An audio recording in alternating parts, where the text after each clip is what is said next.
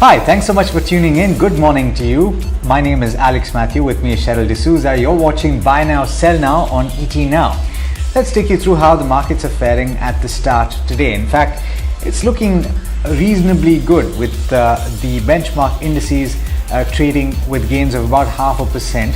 They have fluctuated between about 1/3% higher and about 0.5% higher, and as of now they're trading reasonably confident in trade. In fact, the broader markets are also trading reasonably well, and this is in the context of what happened overseas overnight. Of course, the FOMC has retained its bond buying program. It has kept the interest rates at near zero, and what's more, the indication is that the monetary policy that has so far been easy and accommodative is likely to continue for a while longer, and that is giving a lot of heart to equity investors around the world.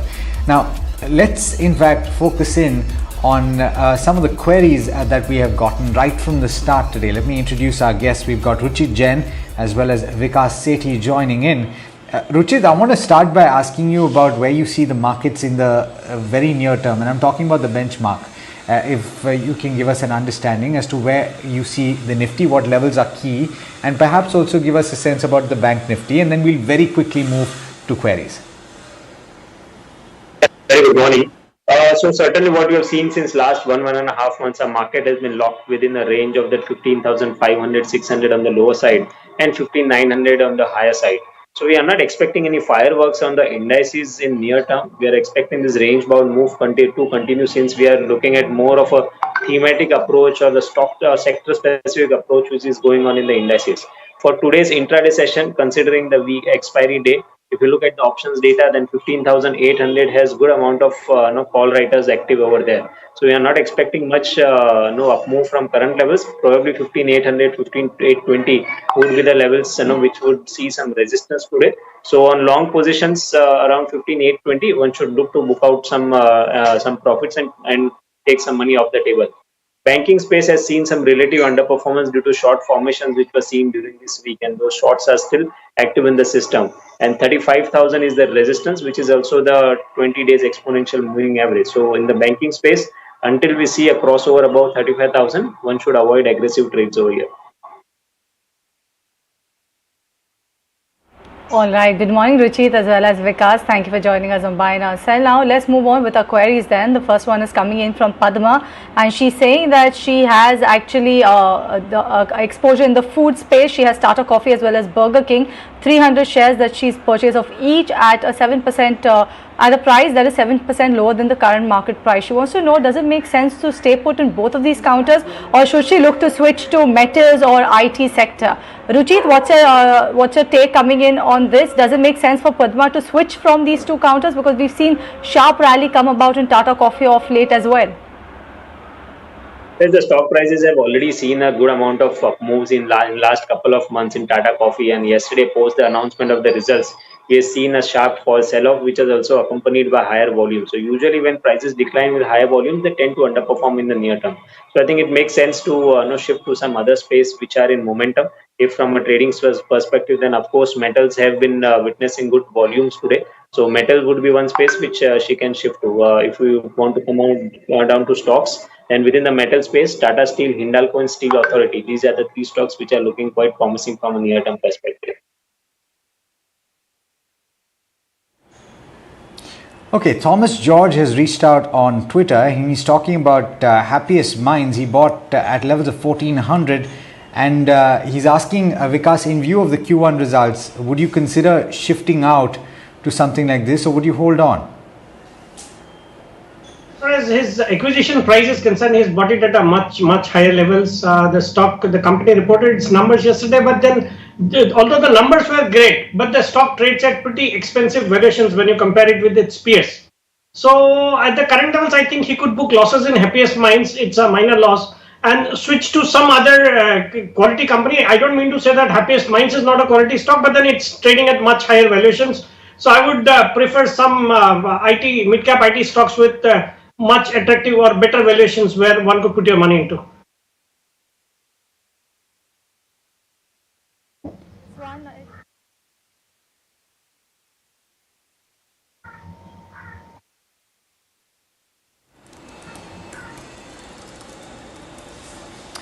All right, we seem to be having an issue with Cheryl's feed, but let me take over then. Shushrit Patnaik is asked a question and he points out that I haven't taken it for a while.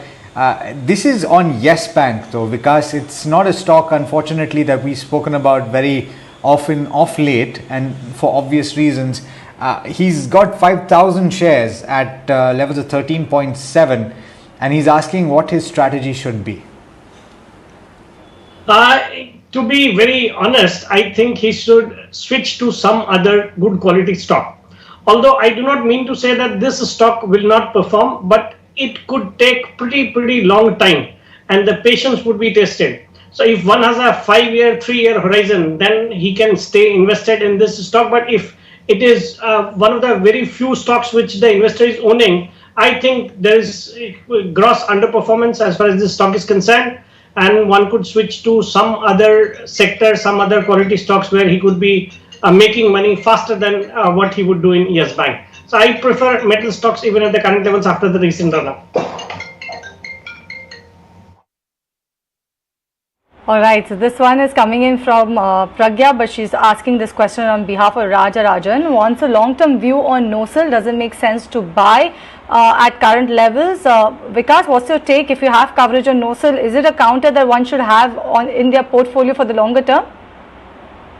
Sir, it's certainly a portfolio stock. Although the stock has gone up quite substantially over the last 1 year, I'd recommended this stock at pretty low levels. But even at these levels, I think one should hold on to the stock, and any correction in the stock should be used as a buying opportunity. Fundamentally great stock, and the sector is doing really well. So I would recommend investment into NOSL at every decline.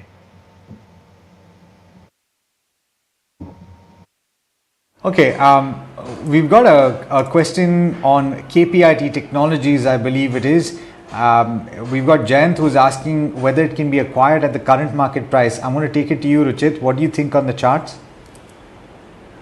The chart structure is positive. We are seeing an high top, high bottom structure, but within the IT space, if one has to take a fresh position, then I would rather recommend Larsen and Toubro Infotech. KPIT Technologies can be held if you have already bought at lower levels, but if you are looking for fresh entry, then I think risk reward ratio setup in this sector is more favorable with LTI, Larsen and Toubro Infotech.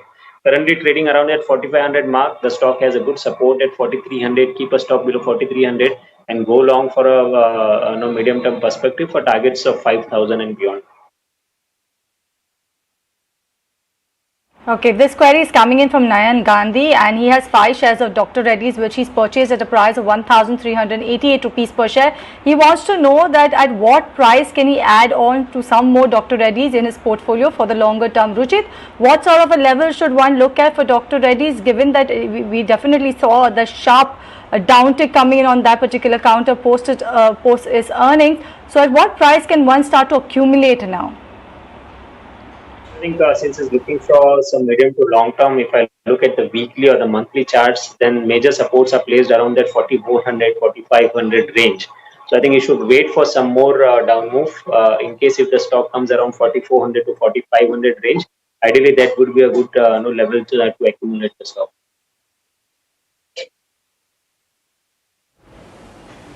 Okay, we've got Danny who's asking about auto stocks. And Vikas, this is an interesting sector to talk about, right? Because before the second wave of the pandemic, everyone was saying that personal mobility is going to be the next big thing. Auto is going to be something to watch out for. And then the second wave hit. So would you still say that that thesis is something to watch out for? And which stocks, according to you, stand out? Danny is talking about Eicher, Bajaj, Hero to start accumulating. Yeah, Alex, the sector has clearly underperformed over the last 1-2 months ever since the second wave of coronavirus hit us. And the monthly sales numbers also had been lower than what the markets were expecting. So most of the stocks have actually corrected from their recent highs, but post the correction, I think all the 3 stocks which he named, they are good quality stocks and can be held on to. And I would like to also add a stock like a Tata Motors, which has corrected significantly after the announcement of the shortage of semiconductor chips. Then even Maruti has corrected to a great extent. So I think these are the kind of stocks which one should buy into at these times when things are not looking good. But once we head for normalcy, I think these stocks would do well. And he should also look at some of the auto component companies which look pretty good at the current levels and can do certainly well when the auto sector starts performing. This query is from Abhay Rao and wants to know about Adani Green. He's already bought the shares at 133 rupees per share. He wants to know whether he should continue holding it or go ahead and sell the stock. He's a long-term investor. So Vikas, if you're a long-term investor, does it make sense to stay put in Adani Green, and that is if you have coverage on the stock? Cheryl, if I heard you right, he has bought it at 130 rupees and the stock is currently quoting at 930 rupees. So he's sitting on huge handsome gains on the stock, but at the current levels the stock looks pretty expensive looking at its past performance, although the potential is tremendous. But I think since he's sitting on very good huge profits on this stock, he can certainly book out from the stock and switch to some other attractively valued stock.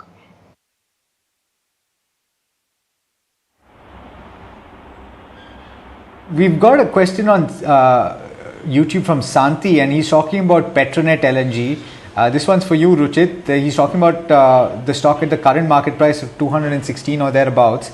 210 to 215 in an earlier advice that was given to him was a good buying opportunity according to him. And he's saying that according to him, the stock is still in bearish trend.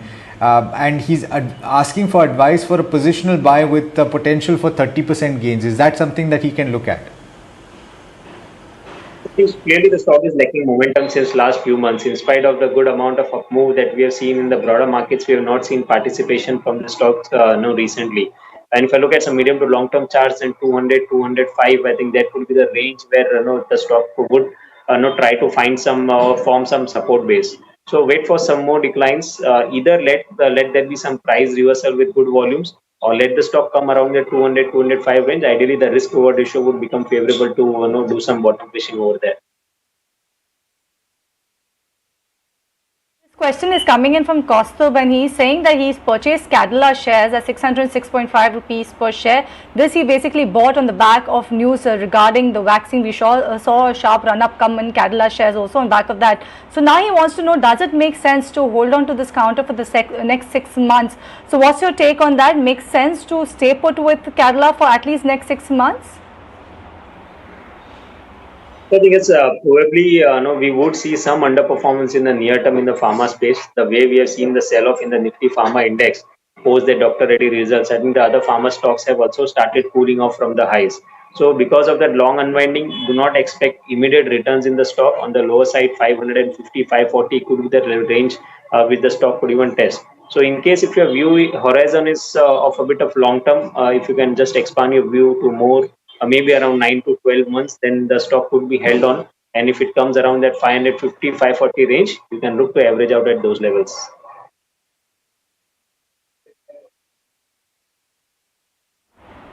We've got a question from Luke, and he's asking about GIC Re. But I think the broad question is that Vikas, with the scope of general insurance expanding beyond just motor and say even health, if you're talking about property insurance, is there something that you can play in that space? So would you go for a reinsurance company or would you go for a general insurance company, and if so, which one? Yeah, Alex, actually the reinsurance sector also looks pretty good with the kind of announcement which the government did yesterday as far as home insurance was concerned. I think both general insurance and New India Assurance would do well, and then the other direct insurance companies like an ICICI Lombard should be a part of one's portfolio. And we are going to see the IPO of Star Health Insurance also pretty soon, and that should also set the tone for the insurance sector to get re-rated. So I'm bullish on the sector, and I would recommend all the three stocks to be bought into at these levels. All right, hang in there, Vikas, as well as Ruchit. We'll just slip into a break on this edition of Buy Now, Sell Now. But when we come back, we'll be speaking to the management of the newest listing, that's Tattva Chemicals. And post that, we will continue with your query segment. So don't go anywhere. We will be back after this break.